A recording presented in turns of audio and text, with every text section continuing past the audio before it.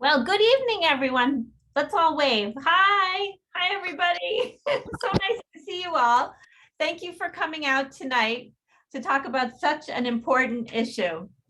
I just want to welcome you on behalf of our co-sponsors for this evening, Jewish Earth Alliance, Higher Ground Initiative, Tikkun Hayam, that's Repair the Seas, and CAST, Climate Action Sea Turtles, Jewish Floridians for Climate Solutions.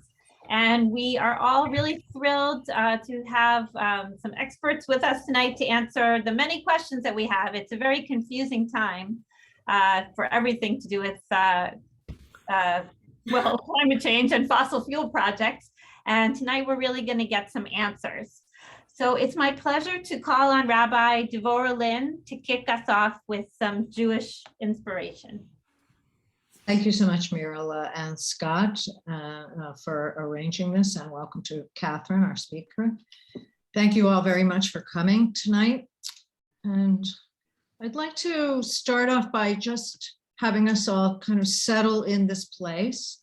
I know that we come from all over the country and all different time zones, and we might have been in the middle of something right before, or been eating dinner, or just in another space. So I want to just settle in our place for a moment and take a few breaths to prepare ourselves for the good works we're engaging in tonight. So take an in-breath, which is a gift that we receive, and an out-breath. Each out-breath is a gift we bestow freely to the plants, the trees, the earth. Each in-breath is expansive and spacious, and we receive from leaves working very hard to convert sunlight and water and carbon dioxide into oxygen for our benefit at no charge. That breath that we take in, we just borrow for a few seconds. And then we give it away, and no sooner do we empty the breath to the world, it fills right back in. It's miraculous. For many, these years of COVID have made very clear how precious this breath is and how fragile it is. If you have suffered from COVID, I'm aware that you have suffered from fear of getting a good breath. The Torah portion this week is called Ki Tavo, when you enter the land of Israel. And it ain't an easy one. It's known for several very familiar phrases. A wandering Aramaean was I, which we read in our Passover Seder every year. A land of milk and honey, an expression of delicious abundance. And also in the portion are long lists of both blessings and curses. The blessings we receive like an easy breath, an easy in-breath, if we act ethically. And the curses, if we do not, they can choke us. Blessings bring abundance, success, and security, and curses bring trauma, need, and fear. The curses read and chanted in synagogues across the world on Saturday, on Shabbat morning, are traditionally chanted by a weathered member of the congregation who can race through them quickly in a whisper under their breath. That breath that comes to us as a gift from the leaves, a gift that can be poisoned so easily. Life experiences teach us that when we have to make difficult decisions, we weigh the blessings and the curses. And experience also teaches that blessings come with unexpected curses, and curses can come with unpredicted blessings. And gifts sometimes come with negatives as well as positives. Someone once pointed out to me that the German word gift can mean poison, a complex etymology that is full of metaphor and midrash for wordplay by a rabbi like me. And that's what brings us here tonight. Our hard work and advocacy has resulted in a legislative gift with mixed reviews and confused feelings. The gifts we receive from the oceans are innumerable, yet the oceans are so immense and mysterious, we probably don't know the half of what we received from them. It is only recently that we've learned that there is a whole communication system, the wood wide web, under our feet in the forests, in our forests. Just imagine the blessings that the oceans, rivers, and streams might hold. We can no longer afford to whisper the curses that come with what for centuries has looked like gift of abundant energy that has made our lives comfortable. The water tap, the air conditioning and heat we so easily dispense, the ease of cooking has been a blessing of prosperity, but it has too high a price for Earth and too many curses at the expense of other beings. And now that we know, and now that it is clear, and we have solutions, we must raise our voices. We cannot keep the curses unknown and quiet. We must raise our voices at the curses and pursue the blessed justice that is demanded of us so we together can create a clean, sustainable, safer world for generations to come. So let me send you all a blessing for this meeting and thank you for coming tonight. Rabbi Tarfun Omer, Lo alecha hamlacha ligmor, Lo ata ven chorin, lehit batel mimena. Rabbi Tarfun says, you are not obligated to complete the task, but neither are you free to desist from it altogether. Brucha at ruach ha'elohim. Blessed are you, breath of the universe, for giving us the opportunity, for being born at this time to mend the world. And let us say amen to that. Amen. Amen. And Yishar Kochech. That was beautiful. Thank you so much. Thank you. You my partner, my partner and friend, yes. Rabbi Devorah Lynn. Now I'm going to call on Joyce Wasserman of Climate Action Seed Turtles Floridians for Jewish Floridians for Climate Solutions. At the end of this meeting, we're all going to take action together, and Joyce is just going to give us a little preview. Go ahead, Joyce. Hardly a preview. I only have a request at this time. You grab a pen and paper, even if you have to get out of your seat to do it. And you're going to be active listeners to Hunter and whoever else is presenting today evening, and write down something that you think you might be able to use in our ask. Our ask is going to be to write a comment on the public comments page for Bureau of Ocean Energy Management. Bureau of Ocean Energy Management is holding public hearings, asking for public comments and people's opinion, hopefully with some science in it, but not necessarily. It could just be a vote not to drill. So write something down that you think you might be able to use in a comment. Example, our economy is tied to clean oceans and the ability to fish, and for me, the ability to have tourism. Or maybe it's ocean acidification. Who knows what we're going to learn tonight, but that's it. Get ready, take a note or two. Thank you. Oh, Muriel, make sure I'm co-host when my time comes. Yes, I will. Thank you so much, Joyce. Joyce, we're very honored and lucky to have you, such an experienced activist with us. Joyce actually testified in the public virtual hearing the other night for the Bureau of Ocean Energy Management. Thank you very much for doing that.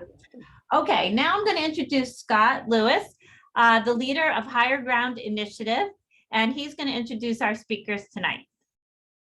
Thank you, Mirla, and thanks so much to you and Rabbi Lynn and the other partners here for organizing this session tonight. So I'm going to briefly introduce Kat Udin here, and her colleague Hunter Miller, who I'm glad is able to join us tonight. We didn't know he was actually going to be able to do this until Kat just join us, and I'm glad he is. I know he had a family emergency, so we're very happy that you can spend a few minutes with us, and perhaps Kat might introduce him after I get finished introducing her. But let me go ahead and tell you a little bit about Kat. She's our South Florida field representative for Oceana, and Oceana seeks to make our oceans more biodiverse and abundant by winning policy victories in the countries that govern much of the world's marine life. If you're not familiar with the organization, please check out their beautiful website, oceana.org, where you will see how they are working on a number of important ocean health initiatives, including plastic pollution, policies to promote seafood abundance and biodiversity, and even ship speed monitoring to protect marine mammals. Kat works mainly on U.S. federal policies to protect the world's oceans, including protection of the Magnuson-Stevens Fishery Conservation and Management Act, North Atlantic right whale protections, offshore drilling legislation, which we're going to talk about tonight, and a bill to ban the sale and trade of shark fins in the U.S. She also helps to pass policies to reduce single-use plastics on the local, state, and federal levels. Prior to working for Oceana, Kat was the volunteer chair of the Broward County Surfrider Foundation chapter. She became interested in passing single-use plastic policies after seeing large amounts of plastic pollution while stand-up paddling, and also after hosting many beach and waterway cleanups in South Florida. Kat and Hunter, thank you for joining us, and I'm going to turn the floor over to you both. Thanks so much, Scott. Thank you so much for having us. And my name is Catherine Uden, and I am the South Florida field representative for Oceana. I wanted to introduce my colleague also, Hunter Miller. I'm so happy that he could join us as well. Hunter is mainly on the Gulf side. So he's kind of an expert on fighting offshore drilling in the Gulf. And we know that the Eastern Gulf was a very large target for a long time. So I'm really happy that he's able to join us, and we're kind of going to tag team this presentation. And I just want to make sure I'm able to share my screen. Are you able to enable sharing? We'll present for a little bit, and then we'll leave it open for any questions that you may have. Feel free to type a question into the chat, and we'll make sure that we try and get to that. Okay, you should be able to share now. Okay.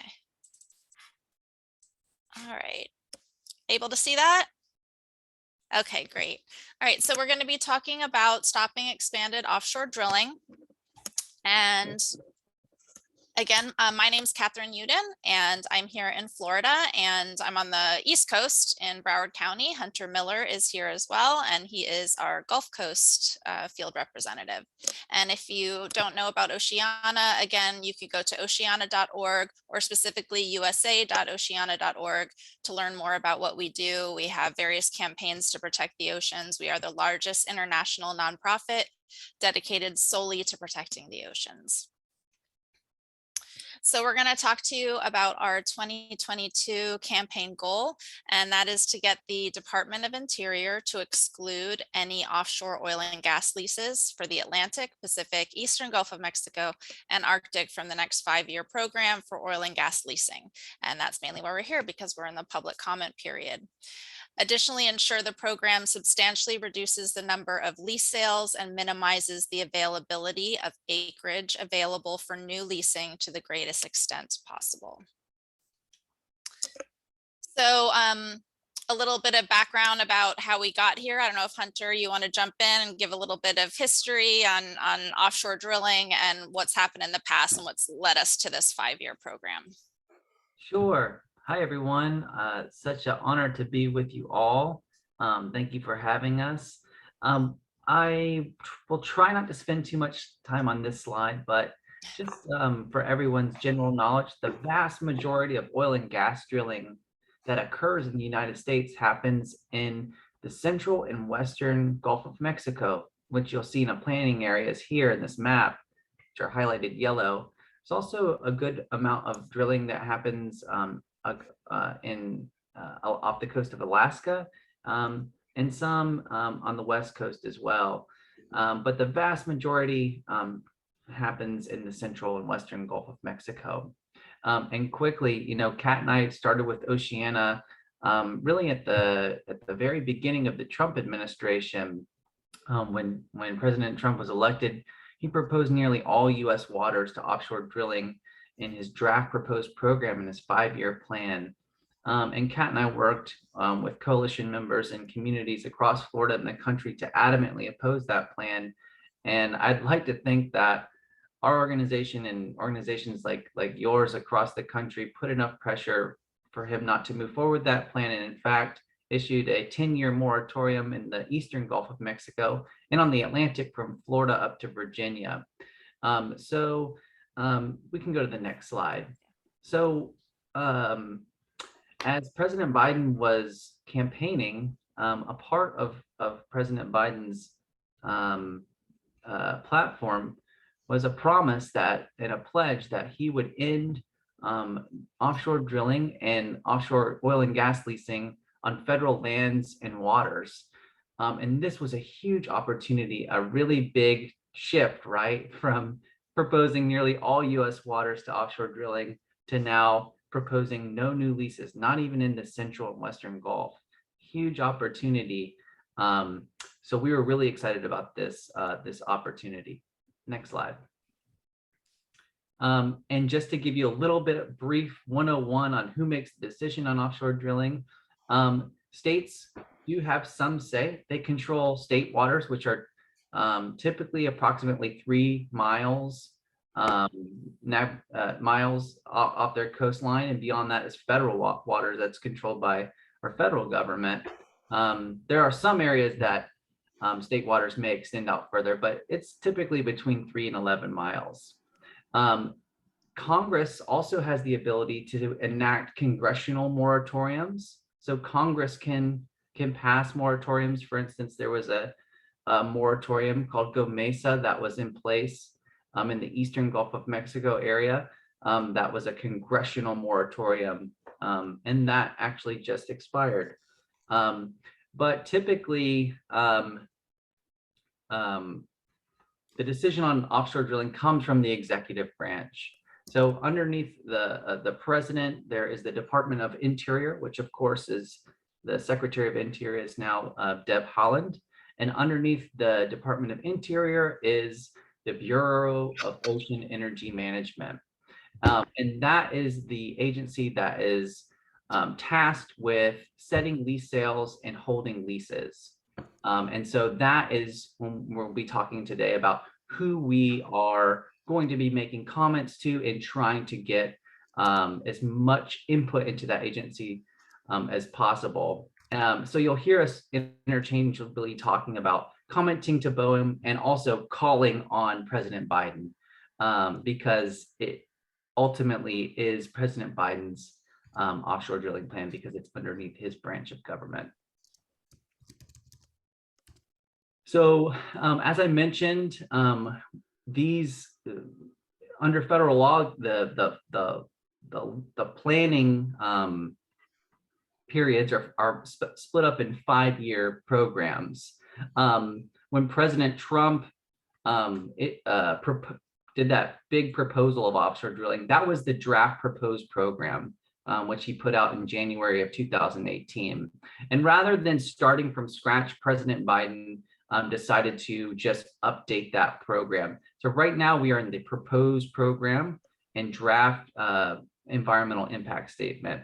So that's where we're at right now. We're in the middle of a 90-day public comment period. And so this is the last opportunity that the public will have a chance to have a say, to have input in this process. And beyond that, there'll be a final published proposed final rule and final programmatic environmental impact statement. And there's really not much else that we can do to influence the final plan beyond that. So in June of this year, this proposed program came out. And so we weren't surprised to see some leases in it, despite President Biden's promise and pledge for no new leases. But we also were encouraged to see that for the first time ever, there was a no new leasing option. So this has never been available to the public before, to have an option for no new leases. And so what we found is there's 11 lease sales that are possibly going to be scheduled over the next 5 years, 10 in the eastern and central Gulf of Mexico, and 1 lease sale in the Cook Inlet off of South Central Alaska. Next slide. So Kat and I are going to spend some time, it doesn't sound like a lot, 10 leases, but it's actually a massive, massive giveaway to oil and gas. And this is the exact opposite time that we need to be investing into a dirty extractive industry. And so, we want to talk about, hey, why are we calling for no new leases? Why should this be a big priority for the public, for our leaders, for ourselves to be engaging in this process? And there are more than 4, but the 4 that we're going to talk about tonight is 1, the risks of more disasters and spills. 2, new leasing threatens our climate, fuels our climate crisis, and threatens our economy. Number 3, fighting back against the oil and gas narrative that new leases will lower gas prices, which we know they won't. And 4, we cannot continue to sacrifice Gulf South communities along the Gulf of Mexico to perpetuate this dirty and dangerous industry. So I'm going to pass it back to Kat to kind of talk more in depth about that. And we should also note, and it will probably come up again in the presentation, that there's still millions of acres of unused leases. So it wouldn't stop drilling from occurring. It wouldn't stop those leases that have already been issued. It would just stop the new leases. So the reason why we're opposing offshore drilling is obviously there's a lot that can go wrong, and there's a lot that does go wrong. Spills happen all the time, and it's not really any safer than it used to be. And the methods of cleaning up oil spills are really not any different than they used to be. So these are all, the different kinds of things that can go wrong. The offshore drilling platforms, the spills, the drilling operation leaks, things on the oil tanker, the production, the floating vessels, and all the things that can be affected by it, our seagrass, obviously our birds, our fish, our mammals. We've seen what happens with oil spills and the very long lasting impacts, including the human impacts to oil spills. Obviously, one of the most famous oil spills that comes to mind is the Deepwater Horizon disaster. And that was the reason for the moratorium in the Eastern Gulf. The Deepwater Horizon disaster killed 11 people, spilled over 200 million gallons of oil. This was actually an exploratory well. So this was in the oil exploration phase, and it was due to a failed blowout preventer. So a lot of people don't realize that oil exploration, just the exploration phase, is also very dangerous. This is an interesting map of the surface oil footprint of the Deepwater Horizon disaster. And you can see the massive scale of the devastation. And it's interesting because I remember doing an interview with a scientist down here at Southeastern University that studied the Gulf oil spill and the lasting impacts. And he was saying that if the Gulf Stream had just been traveling in a different direction, we actually got very lucky in the fact that it didn't travel further down and down into the Keys. So, when we're looking at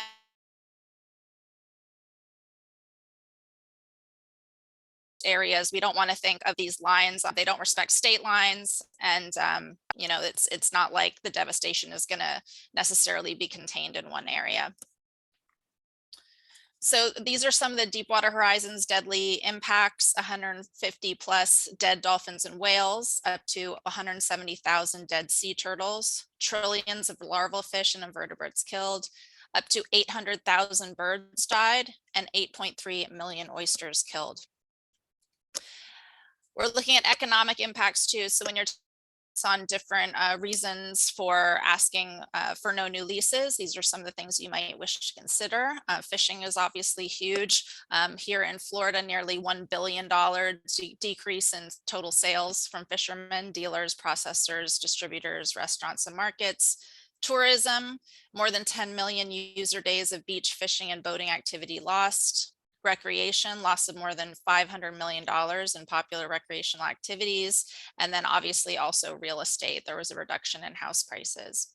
And what's interesting too with the oil spills and things that happen in Florida, whether it's toxic algae or red tide or oil spills, is that with tourism, a lot of people don't quite understand the geography of Florida. So they assume that, if the water is bad in one area, it's bad in another. I'm sure that if there are other Floridians on the call, you've experienced that as well. If there's a hurricane in one place in the panhandle, they assume that maybe you've gotten the hurricane devastation as well. And so there were impacts to tourism, even in places where the Deepwater Horizon disaster oil spill was not, people were canceling reservations, and huge economic impacts throughout the state of Florida. Between 2000 and 2018, there were more than 7,000 oil spills in federal waters. So an average about 2 every day. And people don't hear about them very often, but they happen all the time. When we drill, we spill. So it's very dirty and dangerous and hasn't really improved over the years. 115 fires and explosions in federal waters on average every year, and 3,000 plus injuries and 48 fatalities in total. So Oceana came out with this report in January 2021 about how offshore drilling fuels the climate crisis and threatens the economy. So we hear about climate change all the time, and I know here in Florida we're already experiencing the effects of sea level rise. So we have to consider this as well, that we don't want to go forward with new leases in the face of the climate crisis. So permanently protecting all federal waters from offshore drilling can prevent more than 19 billion tons of greenhouse gas emissions. That's equivalent to taking every car in the nation off the road for 15 years. Protecting our coast from new oil development can prevent over $720 billion in damages to people, property, and the environment. So this would be like losing the entire economy of a major city like Washington, D.C., Boston, or Atlanta for a year. Our clean coast economy supports around 3.3 million American jobs and $250 billion in gross domestic product through activities like tourism, recreation, and fishing. And of course, we're looking towards clean energy and renewable energy. Offshore wind has the potential to generate more electricity than our nation currently demands. So another reason why we are asking for no new leases is because contrary to some of the myths out there and some of the misinformation flying around, new leases are not going to lower our gas prices. And that was one of somebody earlier mentioned that they were on the call on Monday for the BOEM call giving public testimony. And when I was on the line, I was on that too. And thank you so much for giving testimony. I remember some of the comments starting to pour in from the supporting the drilling. They were talking about gas prices, and that's actually not true. It's not going to lower gas prices. So the available OCS areas will likely not occur for a decade or more. We've already stockpiled millions of acres of leases on public lands and waters. And if President Biden stopped all new leasing, it's not going to end offshore production on the current leases.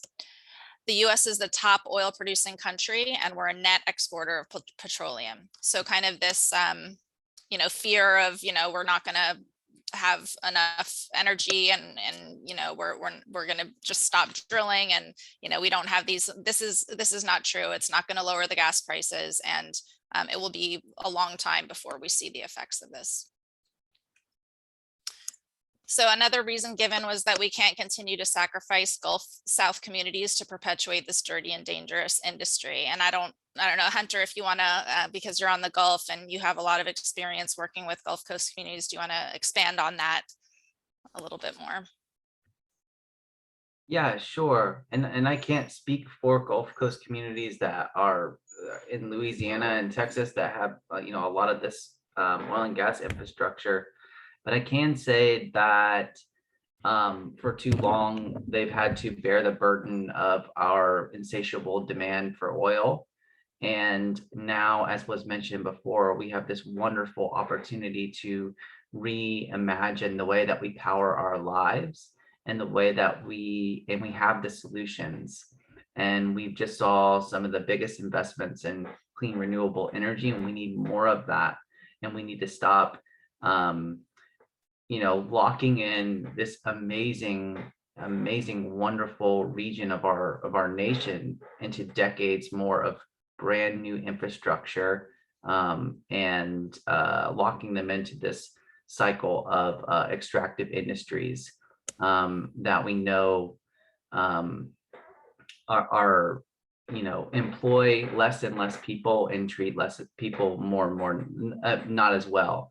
So yeah, I think on the next slide, just kind of some of the groups that we've been working with and helping to kind of highlight, which I know many of you probably have heard of and helped supported.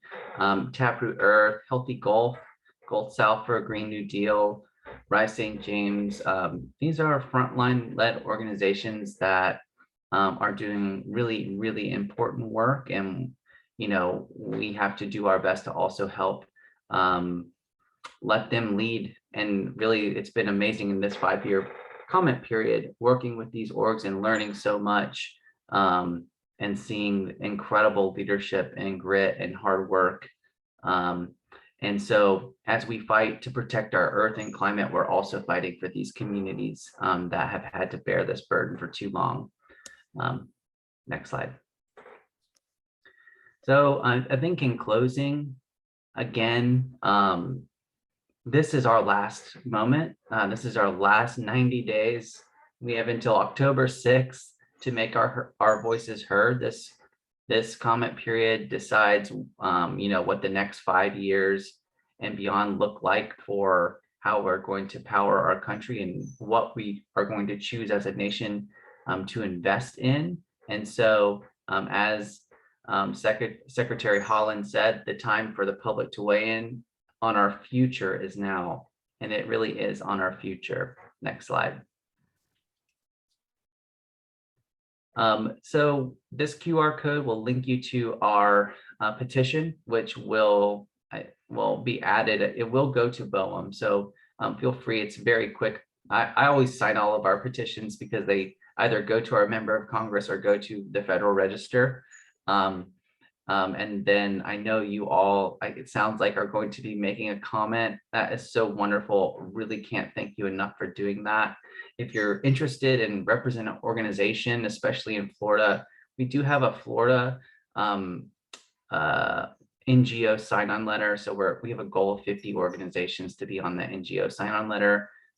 Please reach out. And if you want to be featured on our social media, we have some other ways to get involved as well. And I think our contact information is on the next slide. Yeah, and I'll make sure that Scott and Muriel that we'll get you that link to the organization sign-on letter in case you would like to do that. But yeah, so these are the two different ways you can, and you can do both. Obviously, you can sign the petition and it will be included in federal comments, and then also comment on the BOEM website. And these are just some more ways to get in touch with us. So, we have regional social media, but we also have the main Oceana social media. And then these are our emails too. If you have any questions or, anything else, any other resources that you need. And that's also our petition. So yeah, let me just, ask you if you have any questions for us. I know you might have been typing something in the chat, but I wasn't able to see it while we were presenting. So feel free to ask us any questions.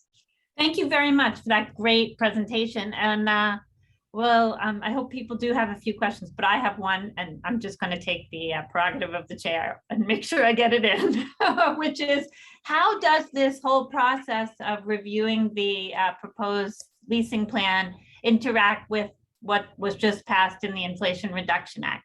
We're reading about how the act requires that leases be offered for sale in order for any renewable energy leases to be offered. So can you please explain that? Because I've really been unable to find the answer in any of my research. Yeah, I'm happy to answer that question, and it's a really good question. So as you mentioned, the Inflation Reduction Act was like a really big deal, but it had some really bad components. And I think in the area of offshore drilling was one of the really worst, most problematic portions of the IRA. So what the IRA does for offshore drilling is mandates 2-3 lease sales that were previously either expired or thrown out in court. So we have to have those lease sales. I don't know exactly when there'll be a lease sale that will happen. I think it might have happened today. But basically, those mandated lease sales will happen between now and 2024, like September of 2024. Really unfortunate, big loss. Beyond that, is when the 5-year plan will be in effect. So the 5-year plan and those mandated lease sales are not related. We can still offer no new leases and have those mandated lease sales happen before that 5-year plan starts. The other problematic and really unfortunate thing is within the IRA deal, new offshore wind projects leases. New offshore wind leases are now going to be tied to offshore drilling, offshore oil and gas drilling leasing. So if you, I think it's for 10 years. Let me pull up my notes real Yeah, quick. requires the offshore oil and gas leasing for the next 10 years by requiring oil and gas lease sales of at least 60 million acres in the year preceding any future offshore wind leasing. So President Biden can make his 30 gigawatt by 2030 goal if he does those gangbusters on leasing before that 10-year kind of offshore leasing kind of linkage starts. And yeah, it's not great. It's actually quite problematic. The IRA is really problematic for offshore drilling because it now handcuffs this renewable energy sector to oil and gas. So yeah, it's I could probably send you a fact sheet after this if you'd like on how, on exactly this issue and how we see offshore wind and offshore drilling how it looks in the future with the passage of IRA. That would be really helpful. Yeah, and I think, Hunter, correct me if I'm wrong, but a future Congress could reverse that portion of it. Is that correct? Yeah, depending on what Congress looks like, at any point, Congress can, take action and undo that part of the law. Okay, I have more questions about that, but I'm going to take a question from someone else. But what you're saying, what I'm gathering is this process, we still need to stop these leases. And then we were going to move on to the next set of potential leases after we stop these. Right. There's nothing we can do about the mandated lease sales, basically. Those 3 lease sales are going to happen. But this 5-year plan, we can still meet major wind goals and have no new leases in this 5-year plan. And still, have a huge, flourishing wind industry and when lease sales happen. Sorry. Okay, thank you. I'll call Stephanie. You've had your hand up. You can unmute and ask your question. I was listening to those hearings and forgive my ignorance, but nobody mentioned, and I don't know if there have been studies on this, but can energy be harnessed from the tides? Because nobody mentioned that. Everybody mentioned wind, and I know nothing about this, but I was just wondering. Or is that dangerous for the oceans too? I just no idea. It tides or waves. Yeah, that's kind of what I mean. I don't know too much about like tidal energy. I know that theoretically it can be done, but if it's profitable or economical to scale it to meet the energy needs of the nation, I think is yet to be determined. But I think also just thinking about less extractive, less harmful ways to power our lives is important. I think the cool thing is that solar and wind are becoming more affordable. And, I think these technologies are getting better and better and getting to scale. Like I said before, they're proven technologies that we're seeing around the world work. And they don't, spill in our oceans, and they don't pump a ton of CO2 into the atmosphere, exacerbating the climate crisis. So that's another positive. We have Do two you know if more. anyone's studying that? I mean, it just seems like a limitless amount of energy.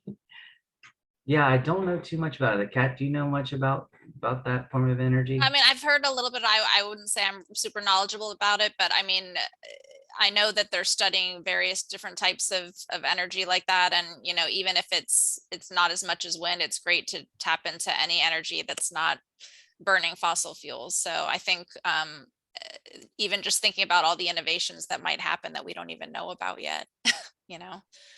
Right. I'm gonna ask Joyce and then Devorah to ask your questions, and you can answer them both at the same time. Joyce, go ahead. I fear this is a little bit of a complex question, but it has to do with the readiness of us to harvest wind energy offshore and get it transmitted onshore where we use it. Is there, like, if we were able to put wind turbines tomorrow, is the infrastructure ready today?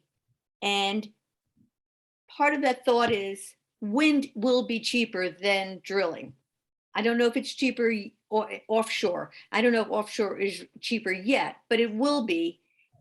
And if we can get wind to be cheaper, that makes those leases much less desirable.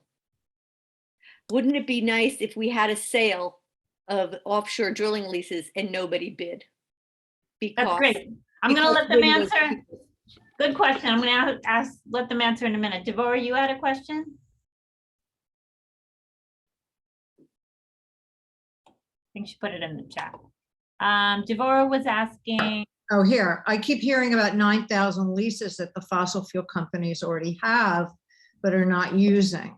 So what's with that? Like, Yeah, so the notes that I have are that there are stockpiled millions of acres of leases on public lands and waters. The oil and gas industry is sitting on over 8 million acres of unused leases, or 75% of the total lease acreage of public waters. They also currently hold more than 2,000 active oil and gas leases, covering almost 11 million acres of our ocean. So still many unused leases for many acres. So that's why, we're saying that ending the no new leases is not stopping those current drilling leases from happening.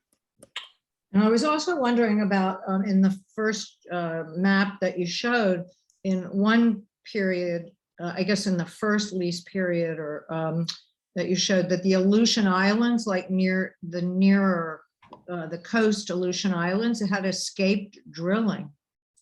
They were off limits for drilling. Do you know anything about the history of that, or why that happened, and who got that through? It was, it was a dark color. It was like a black color. Is that in Alaska? Yeah. It's the islands that go west from Alaska. I actually don't know why that is. It's one of the few places that got spared, and it could have. I actually do not know why. And there must be a really. I mean, that whole area is so environmentally sensitive Right. and such a huge natural asset to the United States. But there are particular areas in Alaska that are extremely sensitive. So It might have been because in the draft proposed program, the public comments and the science that came in led them to exclude that area. So But now they seemed like they were open. Now the color had changed to Yeah. yellow or whatever, red. We have 1 more minute, so I'm gonna ask you to address Joyce's question about transmission capacity. Yeah, sure. I think we're seeing like a massive investment into offshore wind and infrastructure to support offshore wind. You're going to be seeing lots and lots of turbines end up in the Atlantic in the next several years. The IRA is a great first step towards that. And another really important and exciting thing is to think about the future of creating green jobs, creating, wind turbines in these areas that have historically been supporting petrochemical and the oil and gas industry, can maybe shift to making, the energy of the future.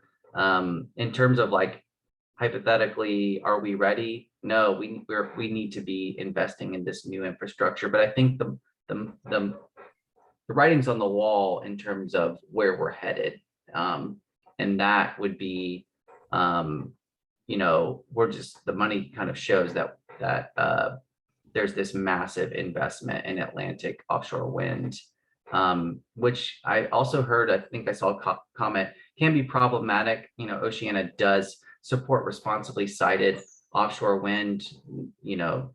There's a right way to do it and a wrong way. You can't just put things anywhere because there are impacts, and you want to make sure that you're being mindful about migratory marine mammals and different spawning areas, and that you're citing those locations wisely. Yeah. And actually that coincides also with Oceana's North Atlantic right whale campaign. So making sure that the areas where they're doing the testing and the installation of the wind turbines aren't going to interfere with the North Atlantic right whales. Great. Thank you so much. This was so informative. If you're able to stay on for a few more minutes, maybe you can answer some questions in the chat and when people are starting to take action. So now we're going to turn it over to Joyce Wasserman, who's going to lead us in actually taking action to send our comments to the Bureau of Ocean Energy Management. Okay, can I share my screen? Yes, you can. All right, let me, gotta get to that. Hold on just a second. There we go.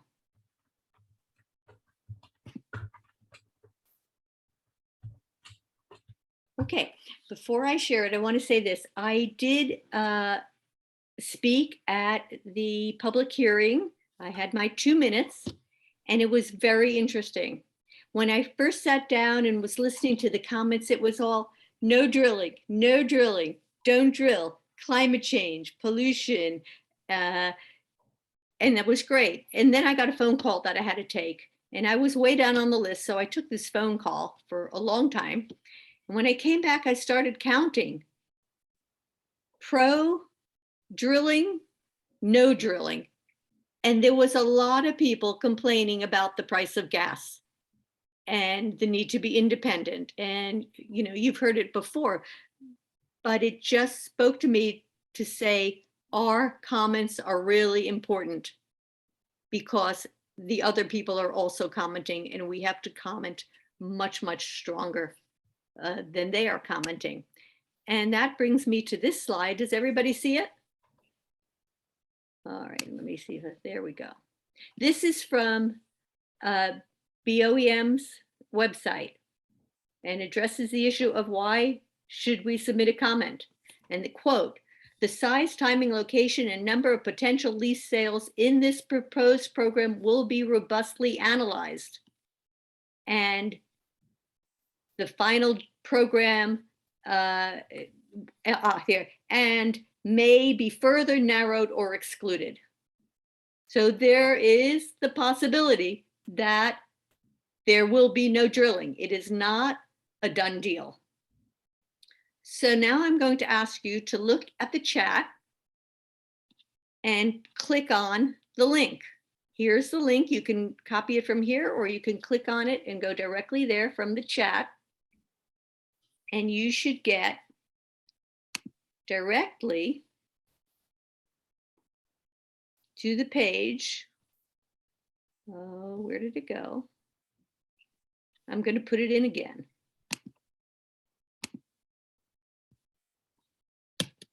Okay, if you click on that, you will get to the web page where we can make a comment.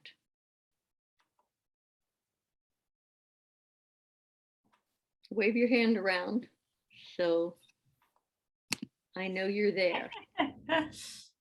Okay, thank you, Scott. I saw that hand. I'm going to make this a little bigger if I can. There we go. And you can see over here, it says comment. Actually, we're not seeing that, Joyce. What are you seeing? Are you trying to show us the screen? Oh, I can, well, just tell me, do you see where it says write a comment? I do. Okay, you might have to exit full screen if you're on full screen. Uh, So you can go up to, I guess, your view. You're just showing us the link, is that right? Well, you have to click on the link. I want you to go to the link right now. Whether you see my screen or not is not as important as going to the link. yeah, I clicked on the link in the chat. Okay, so you Right. should see the BOEM's website. Yeah, Are you I see regulations.gov. Yeah, Right, okay. And if you look a little bit down, you'll see a place that says comment. yeah. If we write a comment, does that mean we can't speak? We Not can't. at all. Matter of Oh. fact, you can make more than one comment. I have submitted 3 comments. Oh, okay. There are about 40,000 comments, Oh. both for and against. Okay. So yeah, don't be shy. Now, I mean, yeah, it would be wonderful, and I would expect Catherine to make a scientific-based comment. But it's okay if we just comment and express our desires. So I think it's nice to say that right up front, and you might just write topic. No new offshore leases in BOEM's 5-year plan or 2023 to 2028 plan. You can type that in if you want, and or not. You can write a first sentence. Your first sentence can be something that you learned this evening.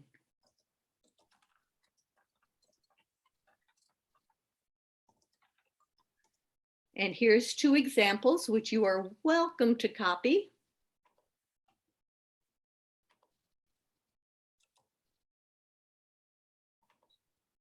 So I'm just going to give you a little time to do that.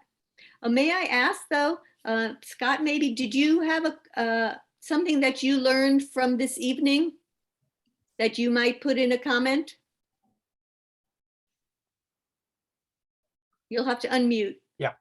Yeah, no, I appreciate the comments regarding people already having made the argument about this leading to higher gas prices if we don't do it. And I think, you know, in my opinion, of course, that we need to make sure that that argument gets knocked down after hearing what people were saying Right. tonight. So maybe your argument, your first statement might be, contrary to what some people think, new drilling will not result in lower prices at the pump, Exactly. right? And maybe it'll go on, but it will do great damage for climate change. That might be a great first sentence, right? Anybody else have something that they picked up in tonight's talk that they might use as a first comment?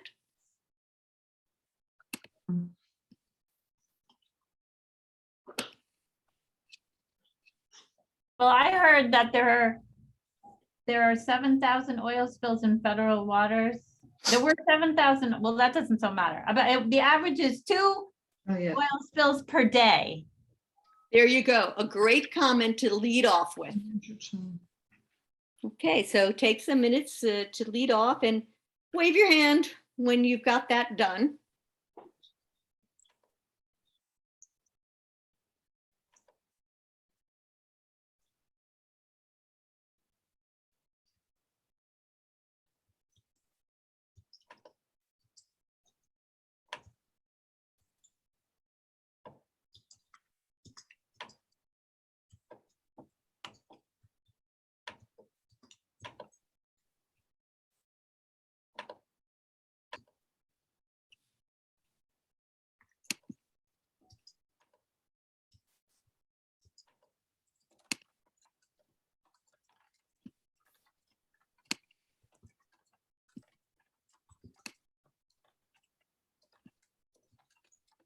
Sorry, I'm really confused and I'm not very technical and I don't understand. Are we writing now? Is this when we're submitting it to? You will be submitting it. Yes, you're going to write and you're going to submit, and hopefully within the next maybe 7 minutes, you'll have it done. Well, okay, well, I still don't understand how I submit it. Well, if you scroll down, I can't move my screen. I'm totally non-technical.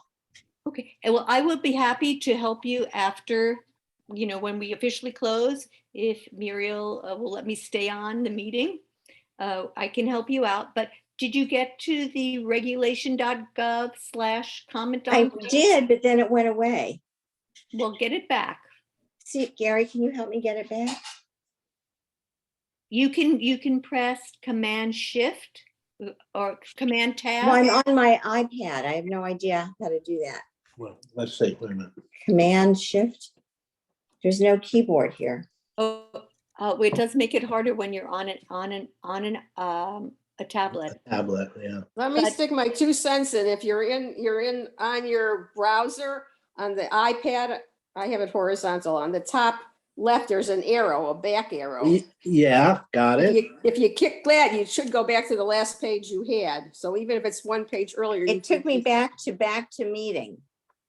Start or Oh, join. then you're in the wrong tab then. You find the tab that says How Regulations.gov. .gov. That's I'm not sure who that's is a person. but thank you. You know what? I think I'm just going to submit something on my own, but where do I send it? To the Bureau of Ocean and Energy Management? Yes, they do take written letters, but I'm not sure of the address because I haven't Wait, done. what does this say here? That says I'll look something. it up and put it in the chat. Oh, great, thank you. We can also walk you through it. Yeah, Eileen? Yeah. Can you get to your webpage, whether it's Google or Safari? From here? You should be able. How do I do that, Gary? You go to the Safari app. Well, I have to close this screen. No, How do I do it? wait a minute. Okay, is everybody Press else? I escape. think we're going to get back to you, Eileen, but let's go down to this page right now. And you're going to make a second sentence. Oh, I see that now. Okay, How do I type on it? It won't let me type. okay, back to write a second sentence. What you want from the US government. Here are some ideas, right? You can go right down to the bottom if you want to take it easy and just say, don't lease our oceans for drilling. Okay, I can't seem to type on that. Okay. Eileen, let me finish this and we'll get back. You can just experiment on your own for just a moment. But revise the plan to offer no new offshore oil and lease drilling. To avoid the worst impacts of climate change, we must end fossil fuel development immediately. Right, so you can read that. You can copy and I don't know if you I can photographed it. screen. There you go. But you can do that or just make your own statement that says basically because of climate change, because of risks of pollution, danger to the fishing industry, that I'm asking BOEM to revise their current plan and make a plan that says no new drilling. Not their current plan, their current proposal. So make your second sentence.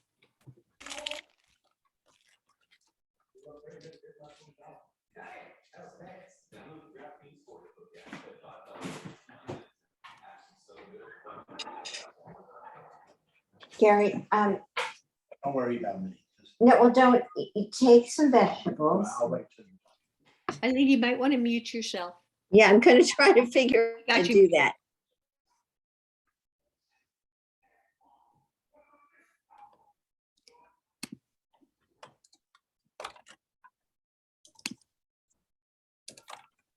Okay, once you've made your second sentence, you have an optional third sentence if you'd like it. And it could start out some personal statement on how drilling would affect you. As a Jew, I feel a moral obligation to help the planet be safe for future generations. As a Floridian, I'm especially concerned about the threats of despoiling our coast and pending sea level rise. Okay. as a person living in an area that depends on tourism, as somebody who wants to leave the world safe for the future, somebody who lives in California and knows that anything we do further that, puts fossil fuel emissions in the air will lead to more forest fires, whatever you want, but it's optional. And then eventually you're going to go down to this page and scroll down, and you're going to put your email. And then you're going to be an individual. Unless, of course, you're Catherine, and then you could say she's part of a group called Oceana. Or the rabbi who's heading, you could certainly say you're a rabbi, or you can say that you're part of Jewish Earth Alliance. But I have a most question. of us will I've be been an filling individual. mine out and I keep checking I'm not a robot every time, so it continues, but now it won't let me do that anymore. There's probably something that you left blank. Maybe your email is not correct. It does say don't put in personal information.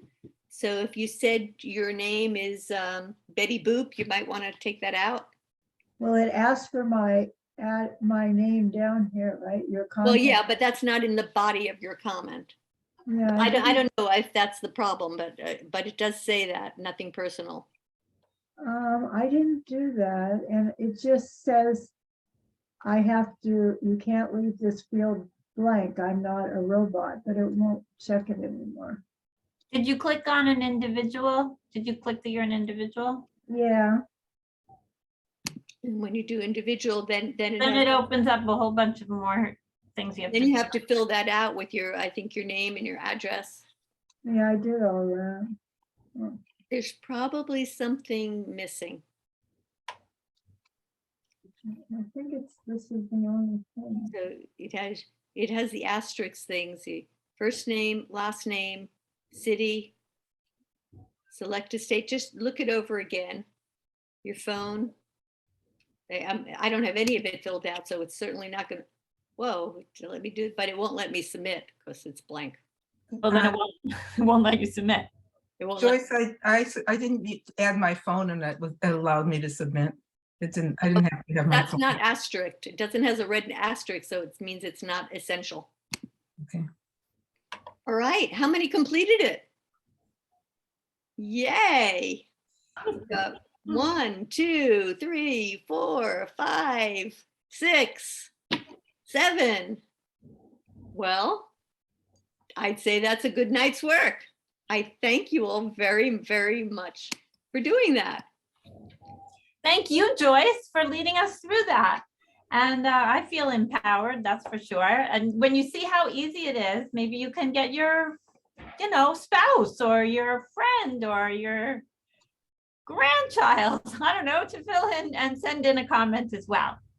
So I want to thank everybody for tonight's webinar. Devorah, thank you. Scott, thank you. Joyce, thank you. Catherine and Hunter, thank you. And thank all of you for coming and for being activists.